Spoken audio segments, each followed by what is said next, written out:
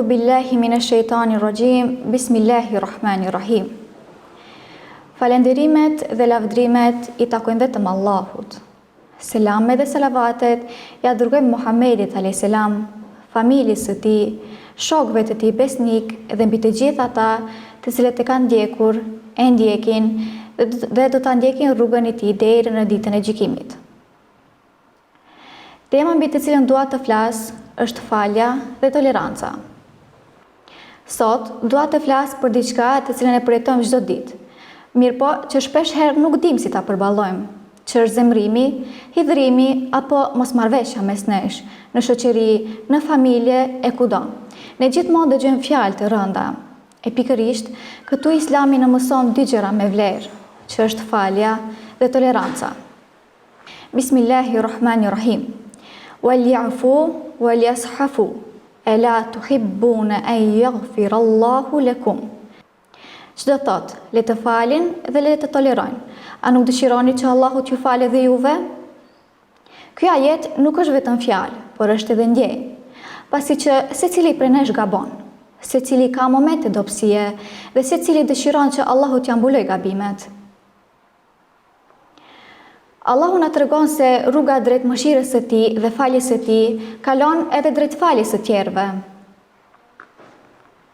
Falja nuk do të thotë se nuk na dhembi ajo që sapo ndodhi apo dëgjuar, por do të thotë se ne kemi zgjedhur paqen e zemrës, e jo barën e urrejtjes. Këtu i dërguari i Allahut ka thënë: nuk është i fortë ai që fiton, por i fortë është ai i cili e përmban vendin në momente zemrimi. Pikërisht ky hadith është shumë i rëndësishëm për ne, sepse sot forca shpesh herë matet me ngritjen e zërit, me fjalë të rënda apo me dominim mbi tjetrin. Muhamedi a.s. na ka mësuar se forca e vërtet qëndron në atë kur ndalesh, kur mendon dhe kur nuk e lëndon tjetrin edhe atëherë kur e ke mundësinë. Kemi shumë shembuj nga jeta e Muhamedit a.s. të cilët tregojnë bukur dhe pastër për faljen. Një prej tyre është kur Muhamedi a.s. u kthye në Mekë. Aty ku ai kishte përjetuar fyerje, përndjekje dhe dhimbje shumë të mëdha. Mirëpo Muhamedi a.s. kur nuk u hakmor ndaj tyre. Përkundrazi, ai zgjodhi faljen. Ai u tha njerëzve të cilët e kishin lënduar: shkoni, se jeni të lirë. Kjo falje nuk tregoi dobësi, por i forcoi zemrat, pasi që falja sinqert ka një fuqi shumë të madhe. Një histori tjetër shumë domethënëse dhe shumë e bukur nga jeta e Muhamedit a.s. është kur pranë shtëpisë së tij jetonte një grua e mëshuar. Ajo urrente Islamin dhe këtë e shprehte me sjelljet e saj. Në rrugën ku kalonte Muhamedi a.s. ajo gjithmonë hidhte mbeturina. Mirëpo Muhamedi a.s. kur nuk i tha asnjë fjalë të keqe.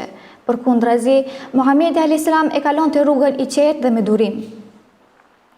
Një ditë kur Muhamedi a.s. po e kalonte po të njëjtën rrugë, ai nuk i pa më mbeturinat aty. Kur Muhamedi a.s. një ditë po e kalonte po të njëjtën rrugë, ai më nuk i pa mbeturinat aty. As ditën tjetër. Muhamedi a.s. u shqetësua dhe pyeti për gruan. Ata i thanë se ajo ka qenë sëmurë rënd. Dhe kështu, Muhamedi a.s. mori rrugën dhe shkoi ta vizitonte. Kur gruaja e pa, ajo u habit, pasi që ajo priste qortim nga Muhamedi a.s. mirëpo në fakt ajo mori mëshirë. Zemra e saj u prekthell, pasi që ajo aty kuptoi se Islami nuk është fe e urrejtjes, por është fe e mëshirës, tolerancës. Kjo histori na mëson se falja dhe durimi nuk janë vetëm fjalë, por janë vepra të cilat prekin zemrat.